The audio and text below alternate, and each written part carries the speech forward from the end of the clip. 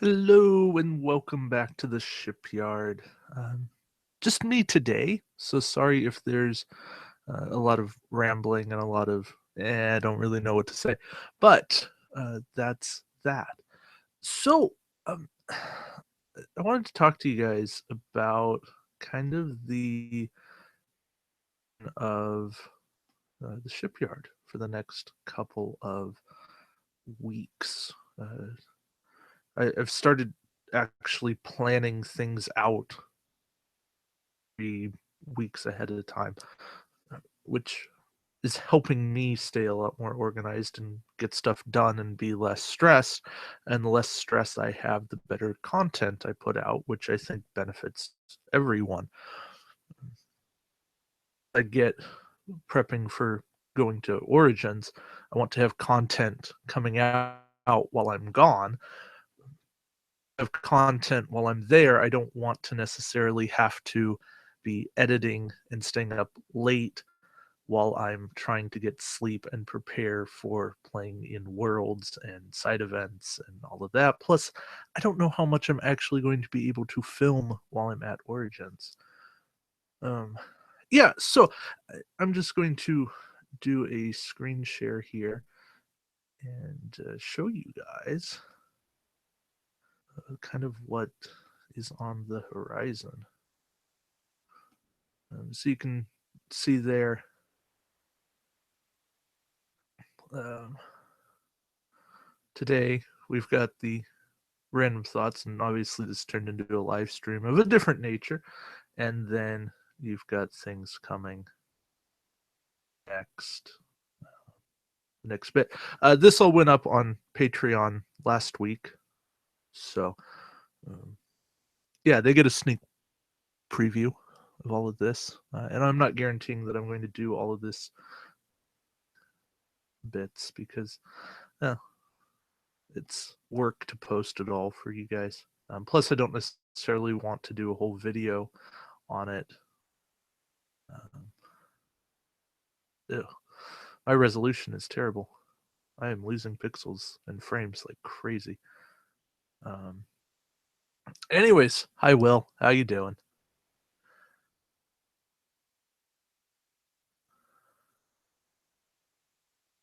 Uh, yes, Craig, I'm interested which weapons make the top two. No, I definitely do have my list ready to go. I haven't recorded it yet, but uh, I'm there. Yeah, so for people that can't read it, what's coming is Monday is Mirror Captain, Get the Cheese to Sickbay, then Tuesday's Top Weapons, Wednesday's a review of the Kumari, Thursday's probably turning into a review of the Apnex, and Friday should be a Warp Core Breach special. Um, hoping for that. Uh, yeah, that's that's at least the next week. So, a funny thing happened over the weekend with UK Nationals that's caused a fair bit of discussion over on Facebook, at least. Um, Reverse Course got a ton of play, at least for the top two players. And it's caused a lot of discussion in terms of, is it too good? Is it way overpowered? Does it need errata? Does it need banning? Uh, I don't think it needs banning. That's for cards that are completely broken and have no means of fixing them. But it, there is something to Reverse Course that makes it a very good card. There's a reason it was my number two talent when I just did top talents last week.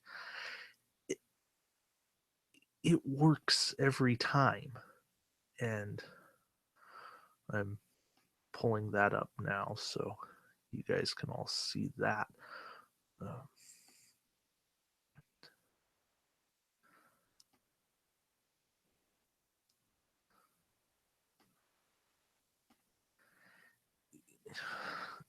being able to essentially reveal your maneuver dial and either do your move or do a 1 or 2 backup is crazy. It's a crazy thing, and there's no downside to it. The downside is you're paying 5 points or 6 points more than likely because how many people are really flying heavy-hitting Romulan ships outside of the Scimitar? And with B'Etor, you can run this with her, and then you have reverse course on any given ship each round. Now, you can only use it once per round, but you have it on any ship you want. So you can pull a 1 or 2 reverse anytime. That is ridiculously good. So maybe there's a problem. Maybe. But ultimately, the conclusion, this is what a 5-point elite talent should be. And lure is what a 5-point elite talent should be. And diplomacy and faked messages. Dynasty. Those are what 5-point elite talents should be. The rest of the 5-point elite talents are overpriced. They are the cards that are saying, we don't know how to price cards. There's a small number of that are actually worth paying for in this game. Um, Doing my list of top talents was not hard. I think I got my list down to probably 15 very quickly. And it wasn't, it, it was a matter of going, what talents do I not cringe at when I say, oh, that's what that costs? Yeah, I'll pay that. Because so many elite talents, more so than anything else in this game, are overpriced. They just don't do enough. So many are action discard for a mediocre effect. And that means when we get a great card, like Reverse Course, like Lure, people go, oh, wow, we got to about that. There's very few cards that have received errata in this game. 2 of them are elite talents. Conditional Surrender and Lure. That says something. I'm not entirely sure what it says, but it says something.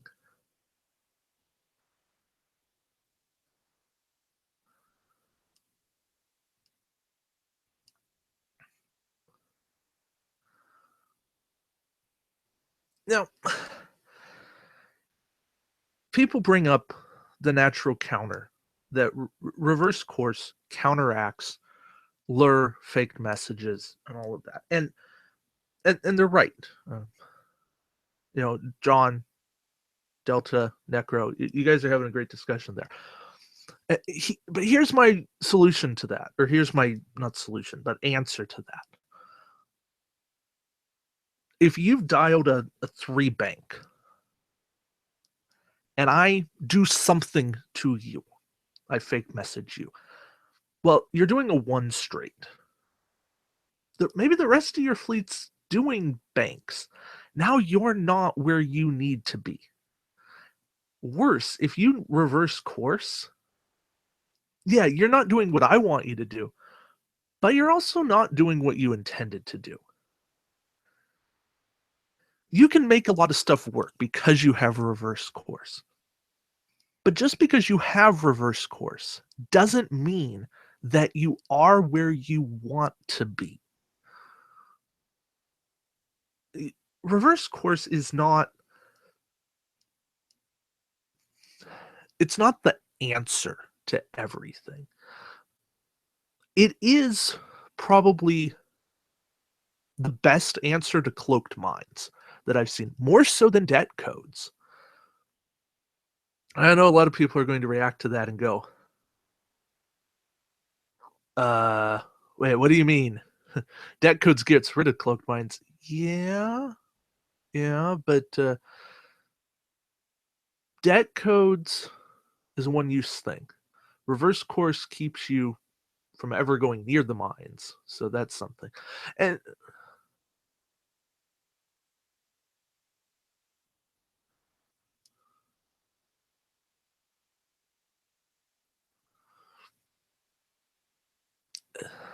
and at some point, you your opponent come to you when you have reverse course. So that's an advantage.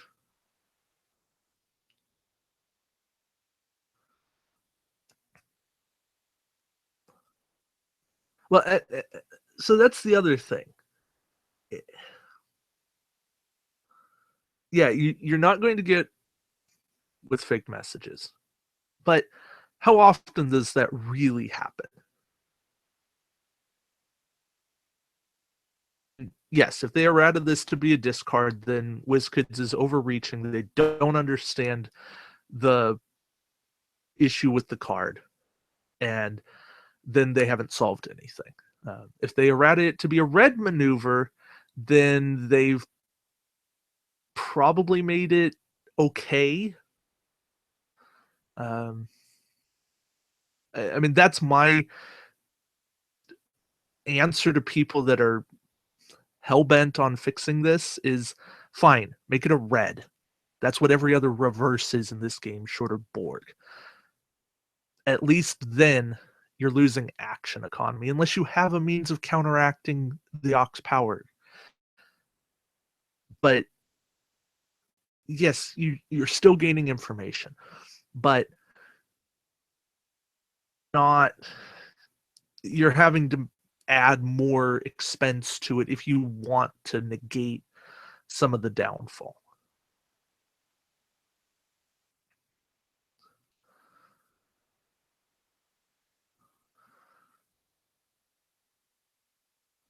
See, I think the disable's too far. Then it's an action, and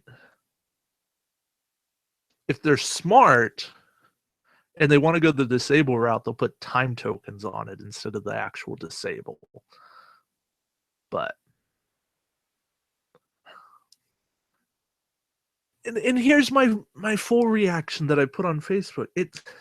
There are more ways of dealing with elite talents, especially persistent elite talents like this, than anything else in the game.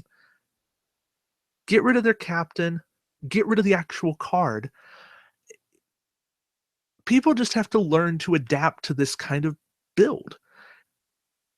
There are cards out there that steal cards, that force discards, and they're just there. It's perfect.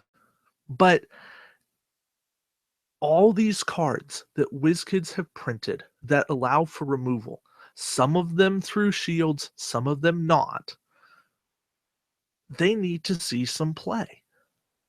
And yeah, I know that they're not the best cards in the game. They will counter. And yes, Delta, you've made the perfect point here.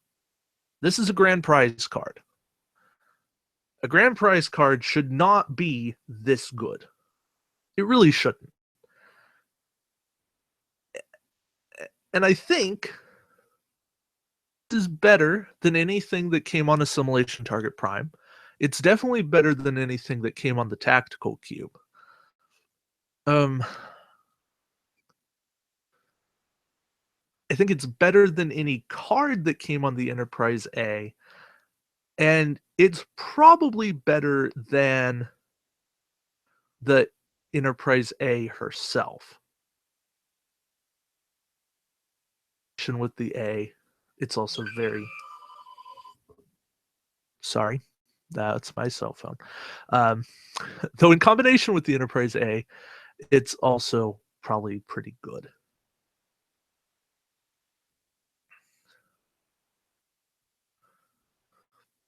Yeah, now the other thing you can do to circumvent Madrid, at least for a little bit, is run this on an admiral and assign the talent to the admiral, that at least once, it doesn't help you with Madred the second time. Um, if you assign it to Crew Baitor, well, she's vulnerable to a lot of things. Second of 5, even Mirror to Paul. If you want to throw out something that's like easy, well, there you go. Um,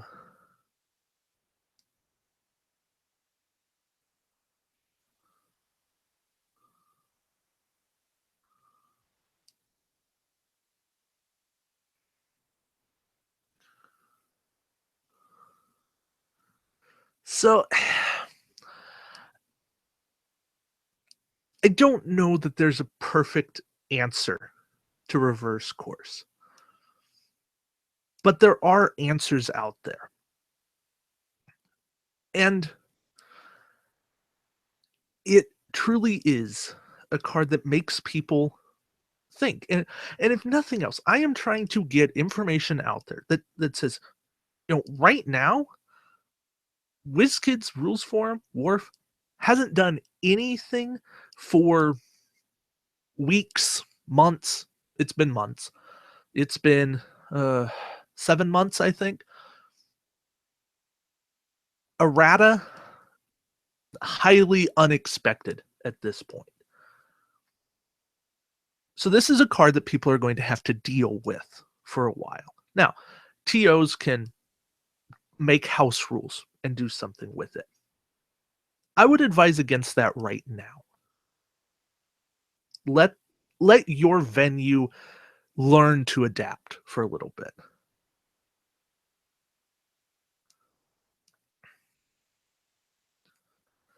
And see if they can adapt and bring some counter cards. See if the counterplay will develop.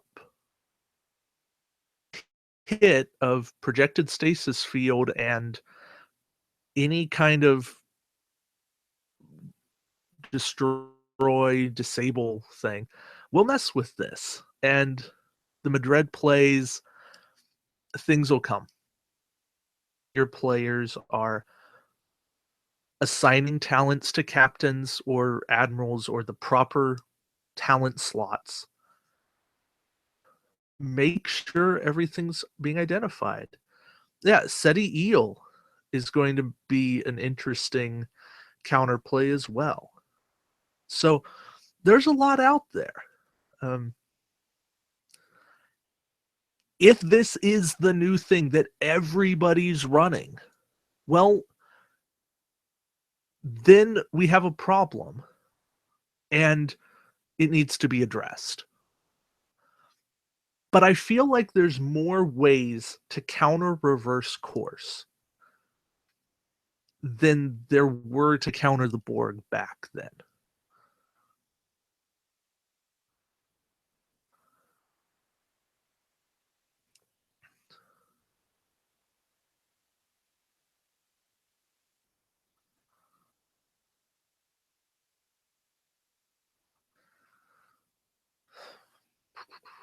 Um,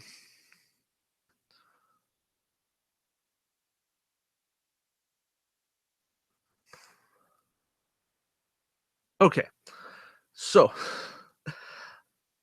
I'm gonna stop the talk on reverse course, at least at this point. I think that's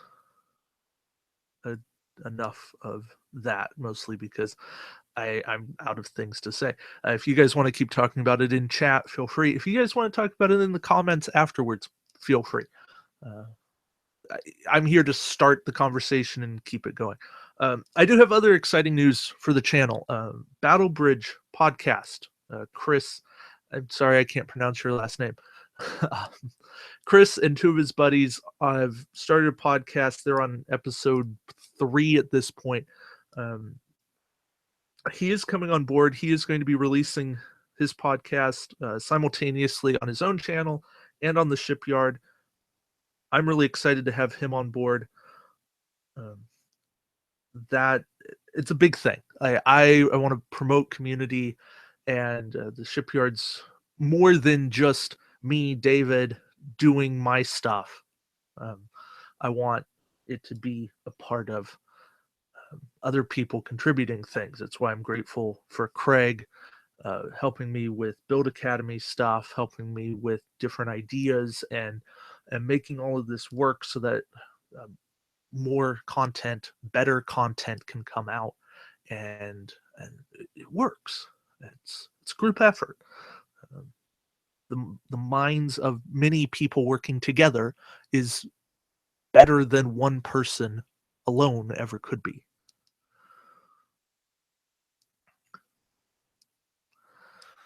Another thing,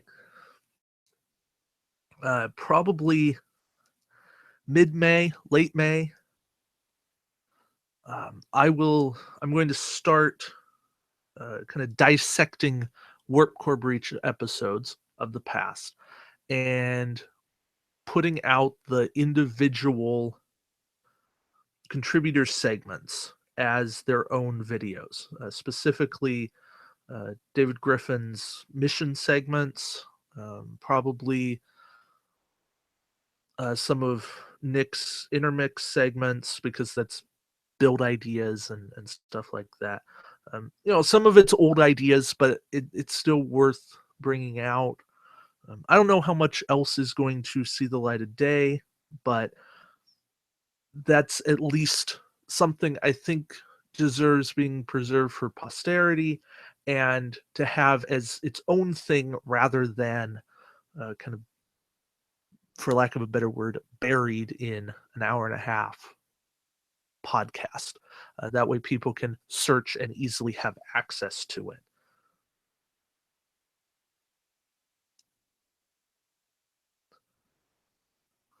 Uh, Jay Botero, Origins, not Gen Con, Origins is in 6 weeks at this point, so haven't gone yet.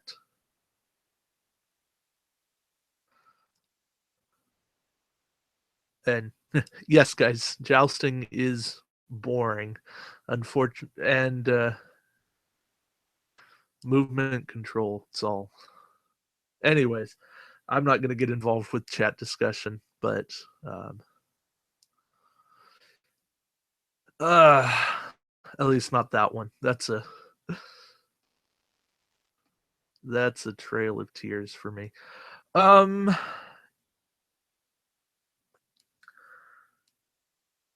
so I have started uh, perhaps kind of an insane project of grading every card in the game. Uh, no, you go, David, why would you do that? Why would you grade every card in the game? Well, it's because essentially it's for my own personal edification.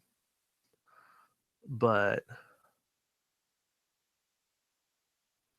there's a point where I I like to quantify things. I like to put things in a perspective where I can say, "Oh, yeah, this is how I see these cards. This is how I value these cards." And that helps me to kind of make some decisions. And I understand different things are good for different reasons, but it's at least something that I can do and say, hey, this is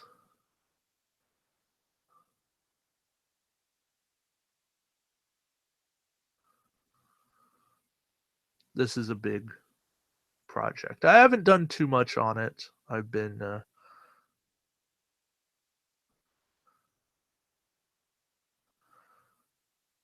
working on other things, but kind of as I get spare time, I've uh, been doing bits and pieces. So I'll kind of show you what it looks like so far. So this is my ships page, and I've got everything sorted here by card cost, faction, and like everything written out. I don't have everything I want filled in, but I can sort through. That's the oversized cube. At 80 points, it's getting an F. As in, I'll never run it. You can't make me.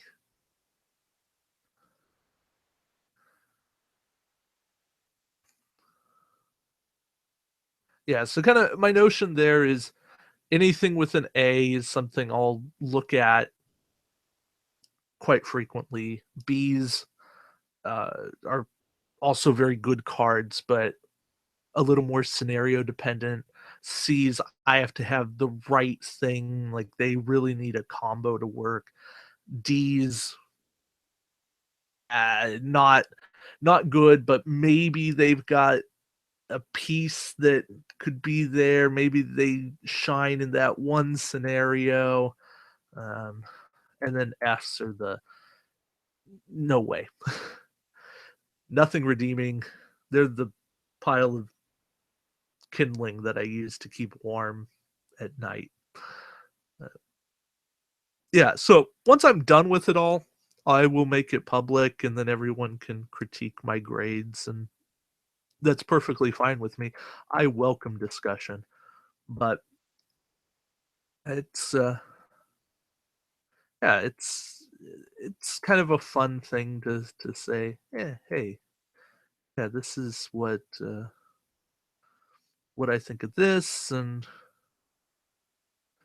these are good cards. It's helping me in my preparation for nationals and worlds, and trying to figure out what cards I'm actually taking with me, because I'm not taking every card I own with me. It's a matter of kind of whittling down. So yeah, I've basically gotten through Borg and started into Dominion stuff. That's as far as I've gotten with ships. Done some other stuff with some of the other factions, but I got to keep something under wraps.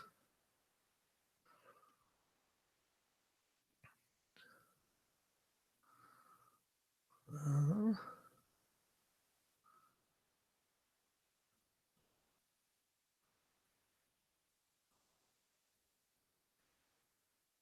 ooh, no rulings from WizKids since October 2016. Yikes! That yeah, 7 months. That's bad. And that was just the improved phaser ruling from the Enterprise B, right? John, no, I haven't figured out my nationals build. I've I have a couple of things, couple of like big ideas that I'm testing. I'm doing big testing this Friday, actually. Drew's coming to Modesto, and we're gonna test stuff most of the day. So he's got some ideas, and yeah, we're gonna try some stuff out, see what works, and go from there. I figure I, I'm kind of in this holding pattern, because if WizKids drops a revised rulebook, then I'm going to have to scramble and make up new builds anyways, because rules will have changed. So I don't want to get too committed to like this is my build. Uh, Plus, I need a nationals build, and then I need a worlds build that's somewhat different and arguably better. But I don't want to bring a not good enough build to nationals that I don't qualify for worlds. So it's it's a tricky balance there. Um,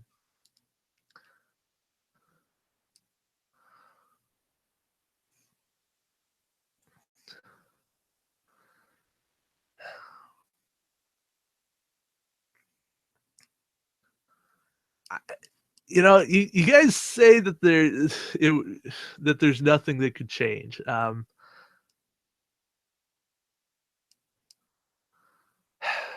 I agree that they shouldn't break the game immediately before Worlds without a rules forum, but possible. I will say that it's possible. Um,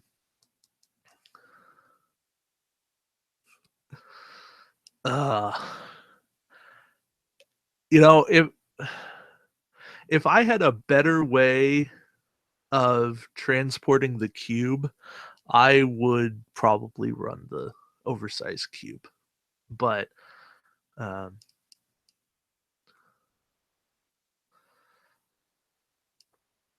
well, I could see them making changes to the way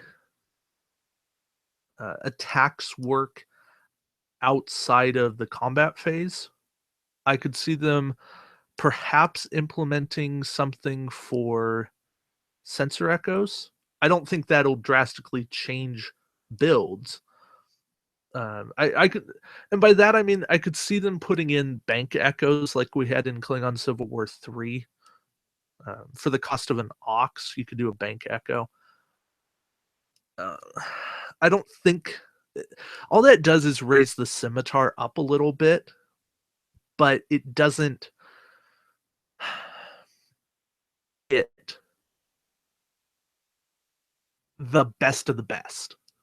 Even it makes it a whole lot better, but it doesn't make it the top. Um, it means people will run it, which means you have to have ways of countering it, which means you have to have a way of countering interface generators, which makes something like ROM a lot better. So, yeah, I would love to see bank echoes. I would absolutely love to see it. I one of my big hopes in this game, hope, like maybe it's a pipe dream hope, but hope amongst hopes is that the faction packs when they release the 130 point build for ships is that those come with some kind of modification card like X-Wing has. It's a card you can equip to your ship. It has no slot requirement, but each ship can only have one modification, and some of them are limited. They're limited to a type of ship, a faction of ship, a whole requirement of ship, a primary weapon of ship, something, some kind of a requirement, a large base only. Uh, why not give like a Romulan modification that lets you do bank echoes? Like that would be a really cool card. I, so if it's not a rulebook change, they could implement it with the ship pack or the faction pack. I gotta get terminology right at some point. Um, that would be cool, but it's probably a pipe dream, and it's probably copyright infringement and yada yada yada. I say just steal game design ideas. If it's good and it works, take it, credit it, but just implement it because what's working here, well, isn't working, and it works for X-Wing. So yes, Will, yes, it is. Um,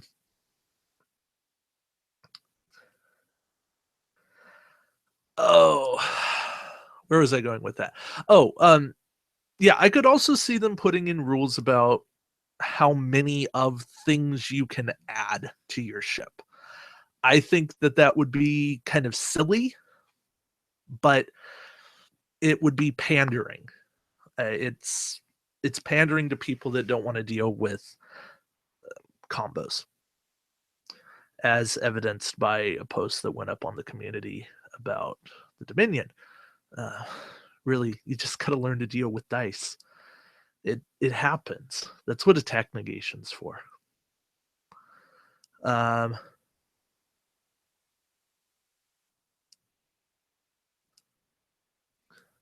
yeah, they could add the 3-ship 50-point rules to the rule book. Like, they might. I don't know. I mean, I did a whole video kind of going with the 130-point limit. I feel like the 50-point cap isn't absolutely necessary. I think you can get away without it. I think you can make people run 3 ships, but let them use their points however they want.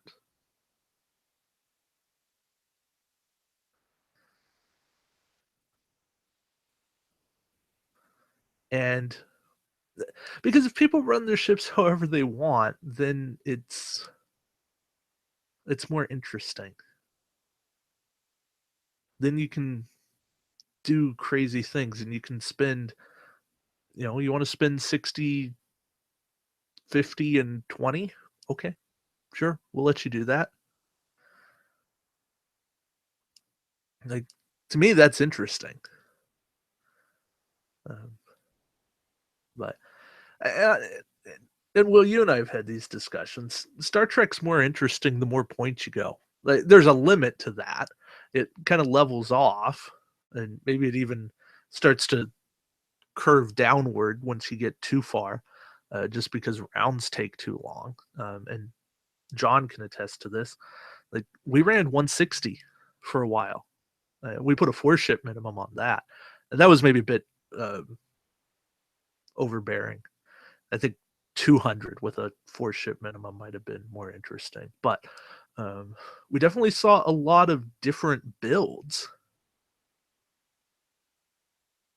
and but 160 definitely gave you options, and you started going, oh, huh, that's an interesting card, and it actually opens up the world of cards, and you go, huh, yeah, this card still isn't great, but it doesn't hurt to pay 5 points for it as much as it used to. Hmm. Sorry, I've got a little bit of hiccups here, so I'm trying not to hiccup into the mic. Um, yeah, it's I don't know. There's things I'd like to see. I'd like to see them experiment with different point limits and things. And 130's pretty good for the hour-long games, but sometimes you like seeing different points that don't get you tabled. Uh, One of the nice things about 160 was a lot of matches went to time. I think in the probably 4 or 5 months we ran 160, we saw 3, 4 tables. So most of the time we didn't have tables, and that was nice.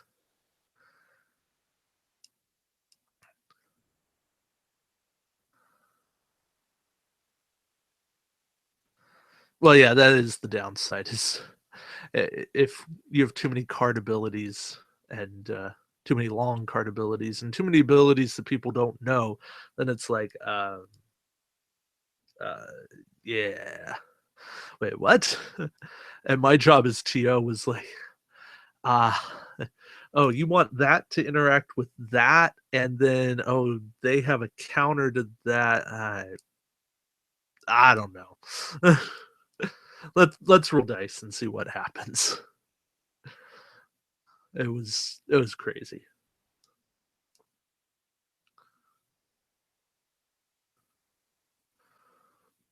Yeah, more cards that do one thing. I wouldn't have even minded some cards that try to do 2 things, like a Unimatrix shielding that adds shields and has a defensive ability. But Yeah, things that try to do uh, option A or option B. Yeah, Scotty. Scotty's a great card because he's action. Do this, but not both at the same time. And yeah, things like that work. Even a Kenneth Dalby works because he's a like action disable repair 1 or action discard to repair 2, something like that.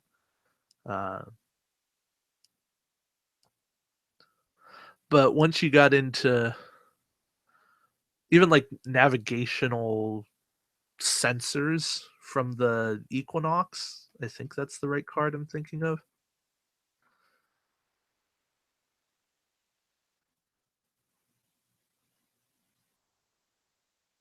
Navigational deflector.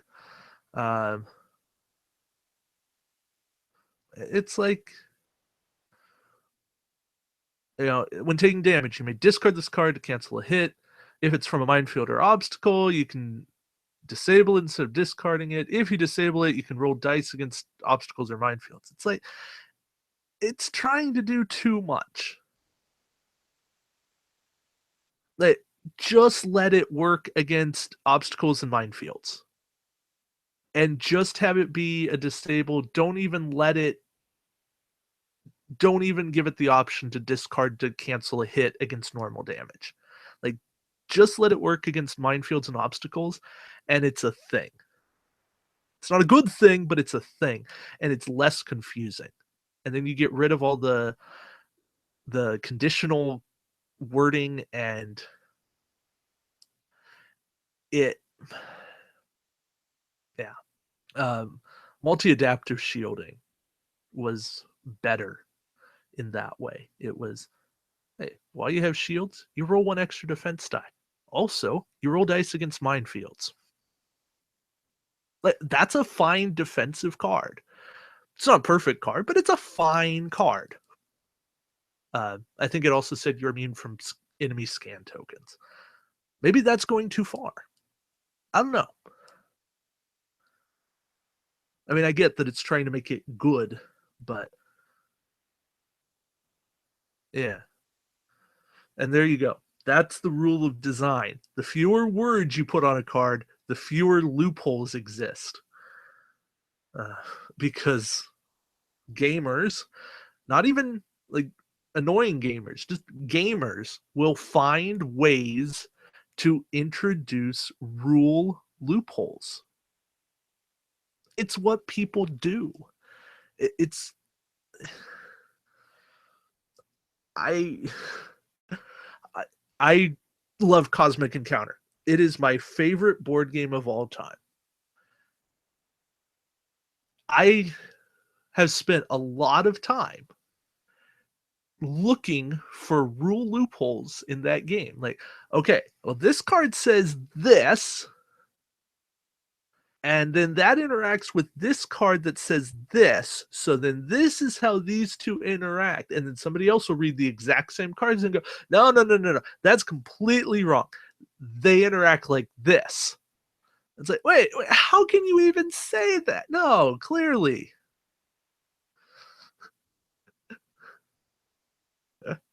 uh it but it's the wording. It's all in the wording of cards, and it's why I've said, these people who try to find the rule loopholes, they're not bad people, and I think I'm one of those people. I'm not the craziest of them, but we're not bad people. We are people who are stress testing a game, and we're trying to find the limits. You need people like that beta testing a game. You need people like that who are going to catch the problems before they go to public, and where the public finds them in 2 minutes or less and goes, hey, wait a minute, this doesn't work. Uh, that's what happened to Lure. The problem with Lure was found out in, well, under a day. Uh, yeah, that's anyways, that that's kind of water under the bridge. It's problems exist. No game is perfect. And sometimes the sooner you realize that, the happier you are. But that, unfortunately, is what it is.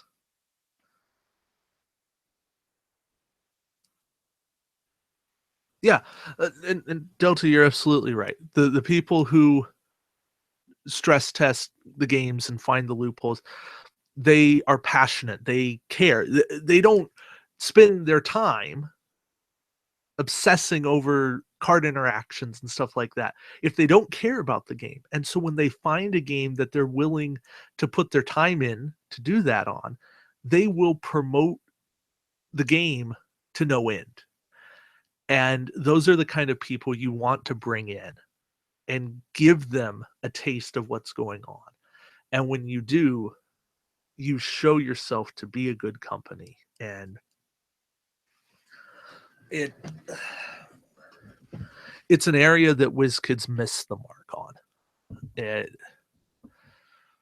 it's an area where they could have had a lot better fan interaction to say, hey, we see that you guys, you 10, you 12, you 20, whatever it was, you guys really care about this game.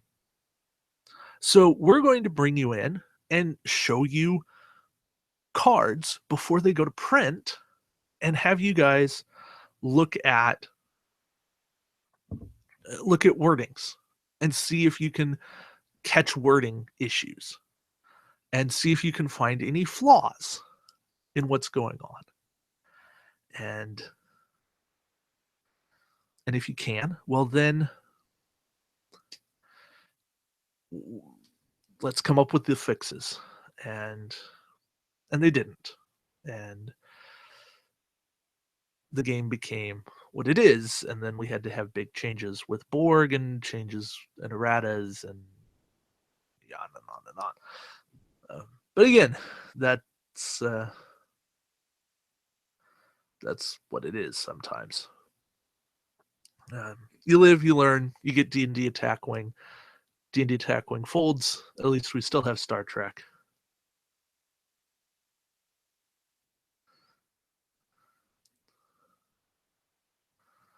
Uh, well, okay, Delta, you derailed me into WizKids bashing, but not. It's not that I'm harping on them for everything that they've done wrong, because I do feel like they've done a lot of good things. They've still given us an amazing framework for a game. It just continues to baffle me um, how we can spot these things so quickly when they come out and they never occur to WizKids.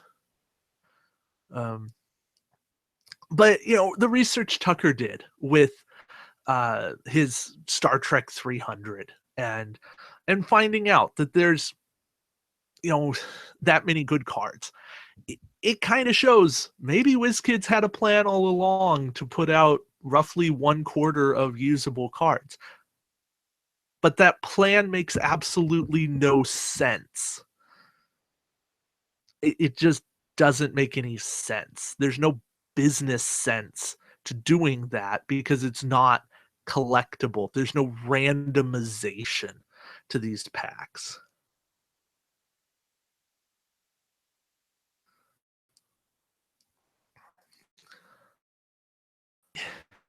So the crazy thing is, I like if Andrew Parks could have designed the game as a whole like start to finish, and said, okay, this is everything I want in the game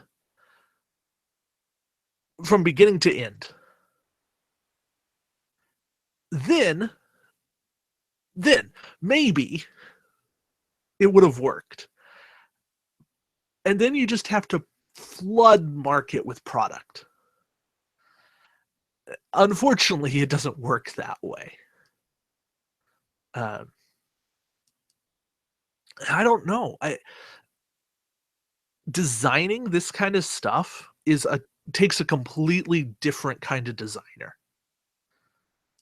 Uh, I I, I truthfully don't know how to do it. But I know this much. If I run into Andrew Parks at Origins, I will thank him. I will go up and say, "Hey, big fan of your work with Star Trek Attack Wing. Don't want to obsess with it. I'm not going to criticize him for anything. I will thank him. I will be appreciative of him and be respectful of him. It's not. I bear no ill will towards him or to Chris Guild or anyone with them. Just like I bear no ill will to any individual at WizKids. I have problems with the way WizKids as a company has handled some things, but not any individual. It's I feel like the team as a whole makes choices, but that's that. Um,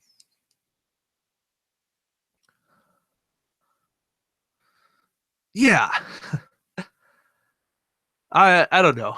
I should probably have a policy where I don't rant against WizKids live, but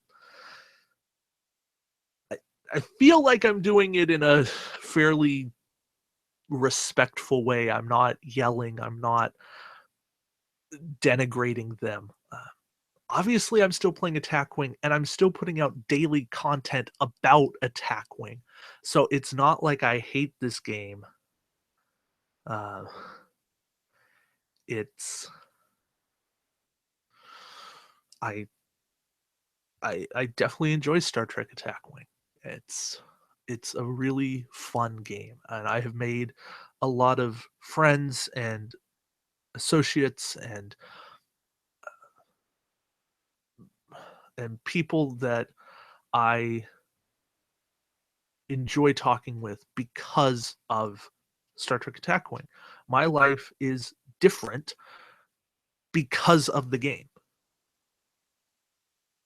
I don't know that I can say that about any other game short of Cosmic, because I was privileged to playtest for Cosmic and I got to interact with a lot of the big names of Cosmic design team, uh, like the original design team, and a bunch of the playtesters and the really big names of Cosmic. And I'm kind of going, what, who, me?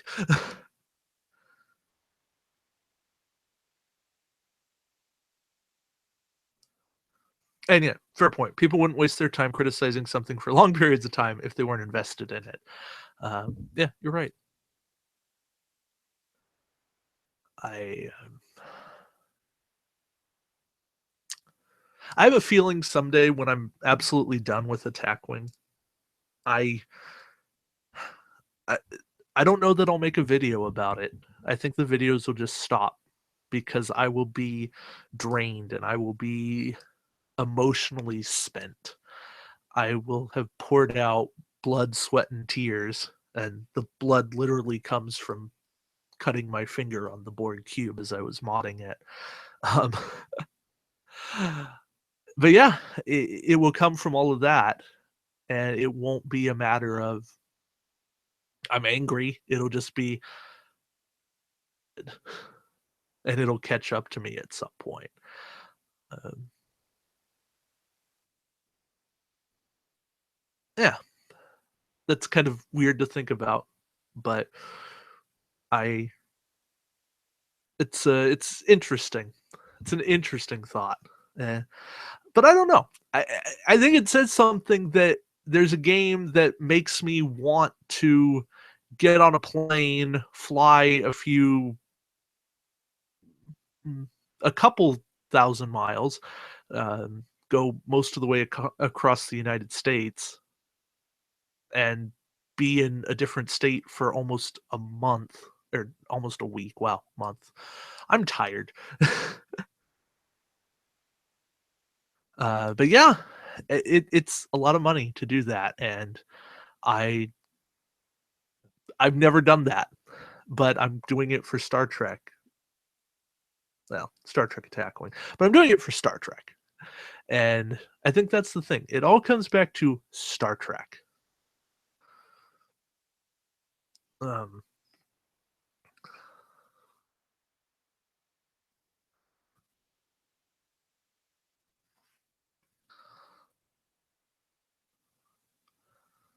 but it'll be fun.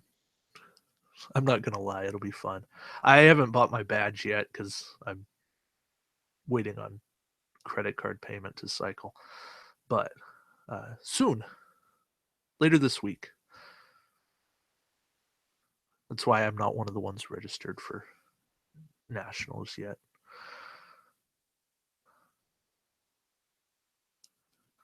All about timing. I'm hemming and hawing right now because I'm checking Whiz Kids to see if anything exciting's been posted lately. It has not, but I saw a modification. Okay, so the 2017 OP kits changed on them now. OP1's now coming out in August. OP2's coming out in October. OP3's coming out in December. And OP4 is scheduled for November, which means it hasn't changed yet. Thus, it's now a 2018 kit. Yeah, that's fun. Let me put up a screenshot of that.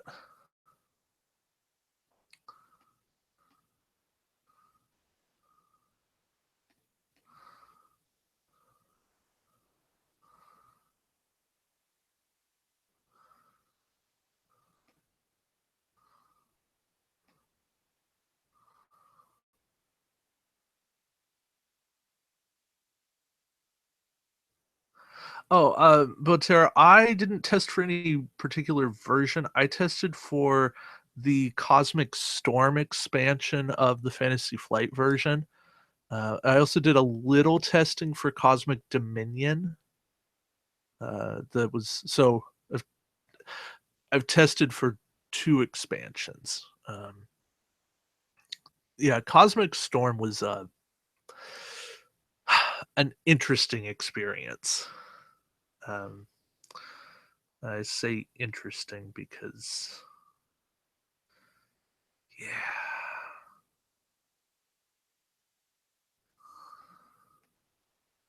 no, there we go. That's why I had a bad setting. Yeah, Cosmic Storm, and I still apologize to people when they talk about Cosmic Storm, but Cosmic Storm, we were presented with a whole bunch of powers, most of which were bad, and we worked our hardest to get things made better. Uh, but we were late beta testers, and yeah, none of us are even credited in Fantasy Flight's little insert for Cosmic Storm as playtesters, which still kind of bugs me. They only credit their alpha testers. So, yeah, that was a fun thing. I say fun sarcastically. But Cosmic Dominion, I got involved early in playtesting, and I was able to be a part of a few uh, secret play by forum games and a couple of other things that just really really shaped a couple of powers and got to give some good feedback. And I didn't do a lot for Cosmic Dominion, but it was a fun process, and I get into play-by-forum games on Board Game Geek every once in a while, so uh, yeah. I think it's been 4 publishers. It was Eon was the version in the 70s, and then it went to Mayfair, and then Hasbro did a version in like the early 2000s, and then the Fantasy Flight version came out in 2008, 9. Mm, fall of 2008, I think. Yeah. I think, yeah, so 4 US publishers. It's had international editions as well, but it's amazing that it's lasted 30, almost 40 years. No, 40 years at this point. Um, and actually, Cosmic was the second like hobby board game I ever learned, and I learned on a family friend's Eon edition with the fold up powers, the hexagon discs, the little cardboard chips. Like it was, you kind of look at it and you're like, well, the component quality on this is but it was cool. It was so cool. Like the game just worked for me. I got on board with it, and it was fun. It was a lot of fun, and to me, Cosmic's a game about the people you play with. Because I've had some mediocre games of Cosmic, but when I get the right people, it's like, yeah, okay, this is a great thing. But yeah, I can say the same thing about Attack Wing. I can say the same thing about a lot of board games. Even the best board games comes they come down to who you play with, and if you don't play with the right people, then it's not worth it. It's not worth the time. It's not worth everything that you're doing. It's all about who you're playing with.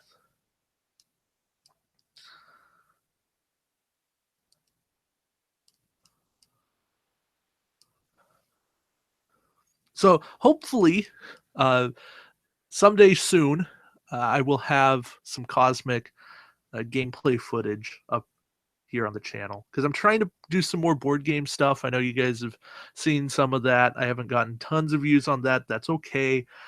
I'm working on getting more camera angles and such. I got to buy another camera, but that's got to wait until after Origins because I have to have this, little thing called money. um, and I don't want to spend money before I go to Origins because I kind of need money to eat while I'm there, and maybe buy some games. Uh, I'm just trying to be smart about everything. So yeah, I but I want to do more than just Star Trek because I understand that Star Trek is finite, and uh, the appeal to Star Trek is finite. Though I say that, and I'm not trying to be a downer. I think that with the faction packs, with the ship packs, I think that there is some I think that this game is poised to come up. I think that there's a little resurgence left in it. I don't know that there's a ton of new players that can be drawn in. I think that there's a little bit. Um, I don't know to what degree, but I think that there's maybe something. Um, but I think that there's maybe some people that have kind of, you know, held on to their stuff, gotten out of the game, but I think they might come back when new stuff comes out, especially those faction packs, because it's, 30 bucks, get 4 ships, get 130 points worth of stuff, and be ready to go. I, to me, that's super appealing. And I'm somebody who buys everything, but I'm going, hey, 4 ships for 30 bucks? That's a lot more reasonable than 4 ships for 40 bucks or 50 bucks or 60 bucks, depending on where you buy it. Uh, Online, discount at a store, or MSRP at a store. Uh, yeah. Uh, so it's all good. Um, we'll see. We'll see what happens. I don't know. I cannot tell the future. I wish I could, but somehow I think if I could tell the future, I wouldn't be podcasting Star Trek Attack Wing. Mm. Uh,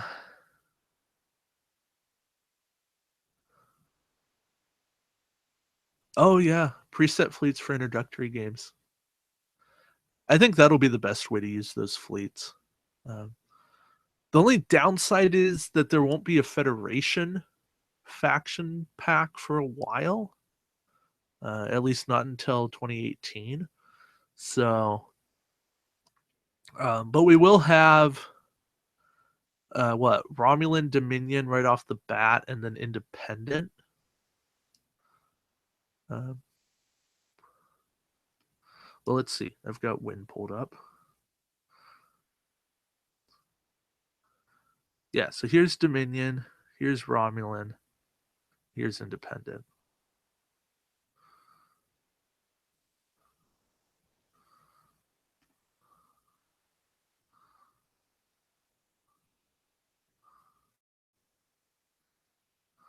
Wow, I really do not know why my resolution is so bad right now.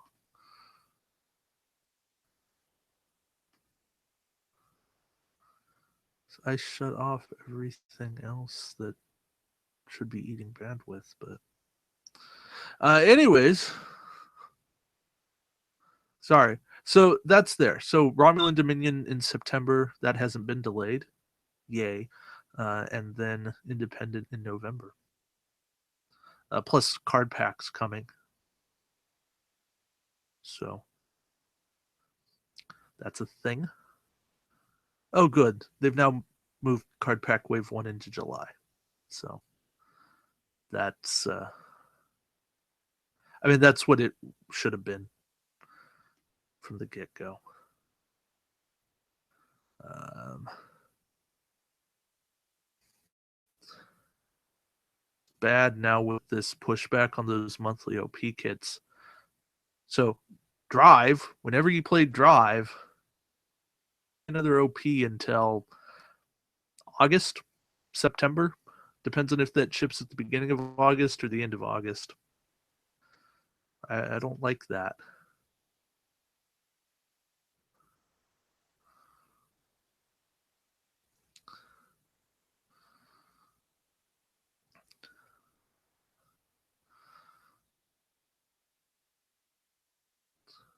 Anyways, hopefully you guys can have enough detail with what I was putting up with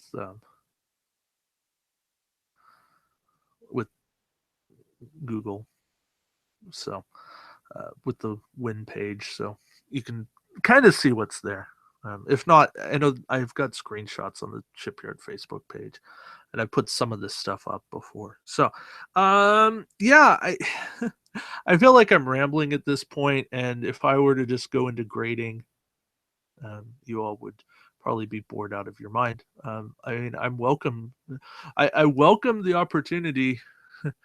If you guys want me to start grading cards, I just kind of sit here and ramble, then I'm perfectly happy to do so. But it would probably be pretty boring. If you guys are that bored, I'll do it. But I also don't want to just like chew up time. Um, yeah, the Dominion battleship. That's the big one. Nova. Yeah, that's a reasonable ship. Probably a C plus card. Battle cruiser. I also like the battle cruiser, but not quite as good. Probably a C.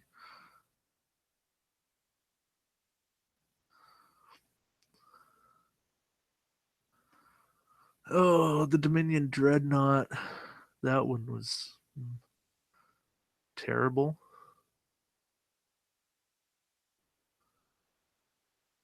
Yeah, I think terrible is the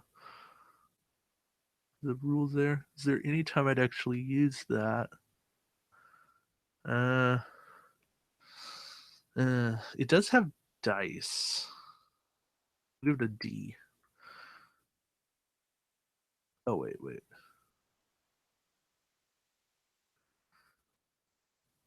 Okay, and the generic that also has dice. I feel about the same way. D. Oh, the Kraxon. I like the Kraxon. Stupid that it lost its ability to do that multiple times. Only doing it one time hurts it. Two tech doesn't impress me. So it's definitely situational plus card.